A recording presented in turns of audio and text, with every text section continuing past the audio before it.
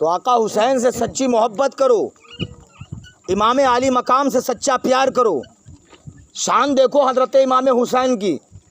ایک مرتبہ اللہ کے رسول صلی اللہ علیہ وسلم کھجور کے درخت کے نیچے کھڑے ہیں، دوسرے پیڑ کے نیچے آقا حسین کھڑے ہیں۔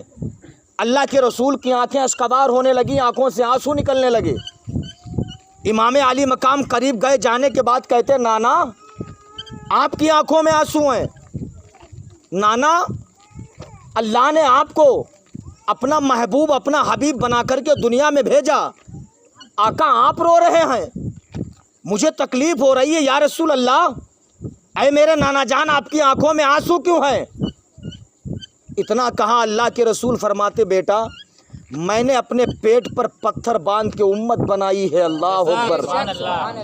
اللہ کے رسول نے فرمایا بیٹا میں نے اپنے پیٹ پر پتھر باندھ کے امت بنائی ہے، اسی لیے میں رو رہا ہوں کہ میں نے کتنی مصیبتوں سے اپنی یہ امت بنائی ہے کہ پیٹ پر اپنے پتھر باندھے ہیں، بھوکے رہے ہیں، طائف کے میدان میں ہمارے جسم کو لہو لہان کیا گیا ہے، ہمارے جسم پر تیروں کی بارش کی گئی ہے، ہم نے اس دین کے لیے بہت کچھ کیا ہے۔ آقا حسین فرماتے نانا رو نہیں، اگر آپ نے اس دین کی خاطر اپنے پیٹ پر، اگر آپ نے اپنی امت کی خاطر اپنے پیٹ پر پتھر باندھ کے امت بنائی ہے، یہ آپ کا نواسہ حسین آپ کے دین کی خاطر میدان کربلا میں 72 جانیں بھی قربان کر دے گا۔ نانا پریشان نہ ہو، آپ کا نواسہ حسین آپ کی دین کی خاطر اپنے 72 جانثار ساتھیوں کو قربان کر دے گا۔ اللہ اکبر۔ یہ اسلام ہم اور آپ تک اتنی آسانی سے آ گیا ہے۔ اسلام کو سمجھو، اسلام کیا ہے، اسلام کی عظمت کو سمجھو کہ اسلام ہم اور آپ تک کیسے پہنچا ہے۔ بڑا سختیوں سے، بڑا مصیبتوں سے اسلام ہم تک آیا ہے۔ اے اسلام تیری نبض نہ ڈوبے گی حشر تک، اے اسلام تیری نبض نہ ڈوبے گی حشر تک، تیری رگوں میں خون ہے بسا چار یار کا۔ آقا حسین سے سچی محبت کر کے تو دیکھو، یہی امام حسین رضی اللہ تعالیٰ عنہ ہیں، بچپن کا زمانہ ہے۔ آقا حسین رضی اللہ تعالیٰ عنہ کا بچپن کا زمانہ ہے۔ اللہ کے رسول مسجد نبی شریف میں نماز پڑھا رہے، امام حسین حجرے سے نکلے، کیا دیکھتے ہیں کہ نانا مصطفیٰ سر کو سجدے میں رکھے ہیں، مصطفیٰ جان رحمت سر اپنا سجدے میں رکھے ہیں۔ امام حسین بچپن میں اتنے ذہین تھے کہ جب نانا سجدے میں گئے تب پیٹھ پر سوار ہوئے۔ نواسے نے دیکھا کہ نانا سجدے میں ہے، امام علی مقام گئے، اپنے نانا جان کی پشت پر سوار ہو گئے، نانا جان کی پیٹھ پر بیٹھ گئے۔ بیٹھنے کے بعد کیا شان ہے حسین تیری، کیا مقام ہے حسین تمہارا۔ امام حسین کے نانا نے سر کو سجدے سے نہیں اٹھایا، سر سجدے میں ہے، دل میں ہے کہ میرا نواسہ حسین پیٹھ پر ہے۔ ایک دو تسبیح نہیں، 72 مرتبہ پڑھ لیتے ہیں سبحان ربی العلیٰ، سبحان ربی العلیٰ، سبحان ربی العلیٰ۔ زبان پہ ہے سبحان ربی العلیٰ، لیکن دل میں ہے ابھی بھی میرا نواسہ حسین میری پیٹھ پر ہے۔ دل میں ہے میرا نواسہ حسین پیٹھ پر ہے۔ زبان سے سبحان ربی العلیٰ، سبحان ربی العلیٰ 72 تسبیحیں پڑھ ڈالیں۔ آقا حسین نانا جان کی پشت سے نیچے اترے، اترنے کے بعد رسول اللہ صلی اللہ علیہ وسلم نماز سے فارغ ہوئے۔ صحابہ کہتے یا رسول اللہ اتنا لمبا سجدہ آپ نے کر دیا، کیا اب سجدوں کو لمبا کیا جائے گا، کیا سجدوں کو دراز کیا جائے گا، کیا سجدوں کو طول دیا جائے گا؟ اللہ کے رسول فرماتے صحابہ ایسا نہیں ہے، سجدے لمبے نہیں کیے جائیں گے، سجدوں کو طول نہیں دیا جائے گا۔ صحابہ کہتے یا رسول اللہ پھر آپ نے سجدے کو لمبا کیوں کر دیا ہے؟ نبی فرماتے صحابہ سجدے کو اس لیے لمبا کر دیا تھا کہ میرا نواسہ حسین میری پشت پر سوار ہو گیا، میرے دل نے گوارا نہ کیا کہ میں سر کو سجدے سے اٹھاؤں، میرا بیٹا حسین نیچے گر جائے۔ اس نواسے کو محمد مصطفیٰ پر ناز ہے، اس کی ہمت پر علی شیر خدا کو ناز ہے۔ اس نواسے کو محمد مصطفیٰ پر ناز ہے، اس کی ہمت پہ علی شیر خدا کو ناز ہے۔ آقا حسین نانا جان کی پشت سے نیچے اترے، اترنے کے بعد اپنے گھر گئے، جانے کے بعد کہتے ماں میں تجھ سے کچھ کہنا چاہتا ہوں۔ آپ کی ماں نے فرمایا بیٹا حسین کہو، کیا کہنا چاہتے ہو؟ آقا حسین فرماتے ماں میں نے دیکھا کہ نانا جان نماز پڑھا رہے، سر کو سجدے میں رکھے ہوئے، میں جا کر کے ان کی پیٹھ پر بیٹھ گیا اور نانا جان نے سجدے کو لمبا کر دیا. کیا بات ہے، سبحان اللہ. ماں نانا جان نے سجدے کو لمبا کر دیا. جب تک کہ میں نانا کی پشت سے نیچے نہ اترا نانا جان نے سر کو سجدے سے نہ اٹھایا. ماں نے کہا بیٹا حسین کیا تم نے نماز کو نہیں دیکھا؟ کیا یہ تمہیں خیال نہیں تمہارے دل میں آیا تھا کہ نانا نماز کی حالت میں ہے؟ آقا حسین فرماتے ماں فاطمہ ہاں میں جانتا تھا کہ نانا جان سجدہ کر رہے ہیں. آپ کی ماں نے فرمایا بیٹا حسین پھر تم نے ایسی غلطی کیوں کی؟ آقا حسین فرماتے ماں اس میں بھی ایک راز تھا، اس میں بھی ایک راز ہے. آپ کی ماں نے پوچھا بیٹا راز کیا ہے؟ آقا حسین فرماتے ماں راز یہ تھا کہ آج نانا جان نے مسجد میں میری خاطر سر کو سجدے میں رکھ کر کے 72 تسبیحیں پڑھ ڈالی ہے. کل ہم میدان کربلا میں نانا جان کے دین کی خاطر 72 جانیں قربان کر دیں گے.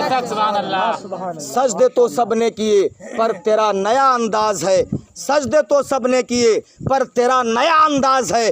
تو نے وہ سجدہ کیا جس پر خدا کو ناز ہے. سجدہ دیکھیے ہم مسجد میں نماز پڑھتے، گھروں پہ نماز پڑھ لیتے، میدان میں وقت ہوتا میدان میں نماز پڑھ لیتے ہیں، لیکن ہمیں اپنے سجدوں پر غرور نہیں ہوتا ہے. لیکن آقا حسین کی عظمت و شان دیکھیے. آقا حسین نے جو میدان کربلا میں سجدہ کیا اس سجدے پر اللہ کو بھی ناز ہے. کیونکہ مسجد کے صحن میں سجدہ کرنا بہت آسان، مسجد کے صحن میں سجدہ کرنا بہت آسان، لیکن تلواروں کے سائے میں سجدہ کرنا بہت مشکل کام. کیا آپ جانتے نہیں ہیں؟ کیا آپ نے سنا نہیں ہے؟ محرم کی 10 تاریخ اپنی نظروں کے سامنے لائیے. آقا حسین میدان کربلا میں کھڑے ہیں. 18 سال کا قاسم قربان ہو گیا، 17 سال کا اپنا خود کا بیٹا علی اکبر قربان ہو گیا، 6 ماہ کا شیر خوار بچہ علی اصغر جس کی حلق میں تیر پیبست ہوا. خود امام علی مقام محرم کی 10 تاریخ کو میدان کربلا میں نانا جان کے دین کی خاطر کھڑے ہیں. نانا جان کے دین کی خاطر امام علی مقام میدان کربلا میں کھڑے ہیں. کوفیوں سے جا کر کے کہتے کوفیوں اگر تمہیں جان چاہیے تو میری، مال چاہیے تو میرا. تم نے قاسم کو قتل کر دیا، عباس لمبردار کے بازو قلم کر دیے، اونو محمد کو شہید کر دیا، علی اصغر کی حلق میں تیر پیبست کر دیا. لیکن اب بھی میں تمہیں ایک موقع دیتا ہوں، اب بھی اگر تم اپنے گناہوں سے توبہ کر لو، اگر تم توبہ کر لو گے تب بھی میں اپنے نانا جان سے تمہاری مغفرت کروا دوں گا.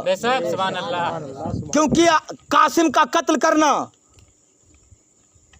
قتل مومن تھا، عباس لمبردار کا قتل کرنا قتل مومن تھا، علی اصغر کا قتل کرنا قتل مومن تھا.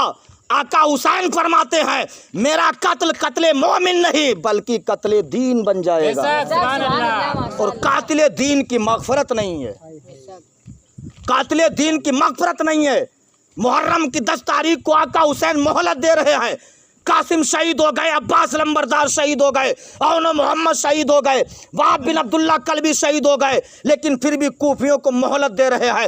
اس لیے مہلت دے رہے ہیں کہ اب بھی وقت ہے کہ تم سدھر جاؤ، اب بھی وقت ہے تم سمجھ جاؤ، ورنہ قیامت کے دن تمہاری شفاعت نہیں ہو سکتی ہے. آقا حسین نے اتنا سمجھایا پھر بھی وہ نہیں مانے تھے. آقا حسین نے تلوار کو نیام سے نکالا تھا. آپ کی تلوار کوفیوں پر چل رہی تھی، کوفیوں کے سر ایسے کٹ کے گر رہے تھے جیسے تیز ہوا کے جھونکے سے درختوں سے پتے گرا کرتے ہیں.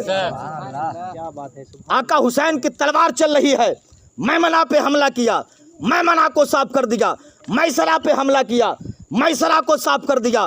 آقا حسین جدھر تلوار کا اشارہ کر دیتے ہیں کوفیوں کے لاشوں کے انبار لگ جاتے ہیں. کیوں نہ ہو، علی کا گھر بھی وہ گھر ہے جس گھر کا ہر ایک بچہ جہاں پیدا ہوا شیر خدا معلوم ہوتا ہے، جہاں پیدا ہوا شیر خدا معلوم ہوتا ہے. عمر بن سعد نے پکار کے کہا اے لوگو اس کے مقابلے میں ایک ایک کر کے نہ جاؤ ورنہ کبھی یہ جنگ ختم نہیں ہوگی. اسلامی بھائیوں سینے پر ہاتھ رکھ کے ذرا سوچئے، 72 افراد کا مقابلہ کرنے کے لیے 22,000 کا لشکر. ہمیں اگر کسی کو مارنا ہے تو وہ 2 آدمی کو لے کے آئے گا، بہت زیادہ 10 کو، بہت زیادہ 50 یا 100 کو لے کے آئے گا.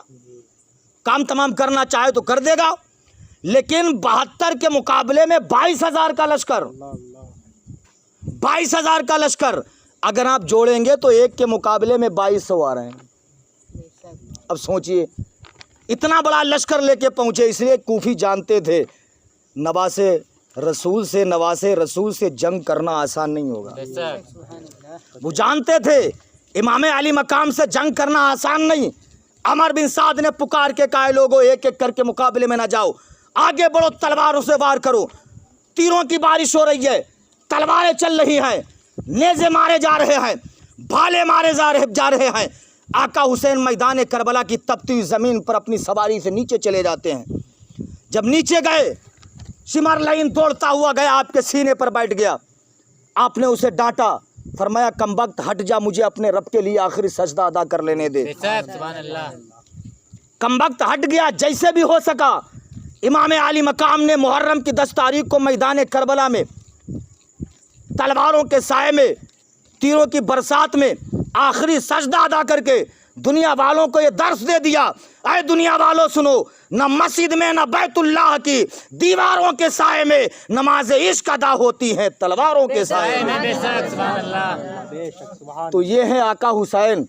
सच्ची मोहब्बत कर लो आका हुसैन से। अगर ये चाहते हो कि आका हुसैन राज़ी हो जाए तो सच्चा प्यार कर लो, इंशाअल्लाह आका हुसैन राज़ी हो जाएंगे।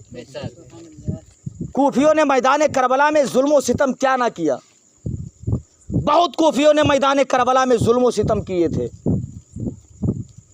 जब ये लुटा हुआ काफिला 13 मुहर्रमुल हराम को मैदान करबला से चला था तो एक क़यामत खेज़ मंजर था, क़यामत खेज़ मंजर था।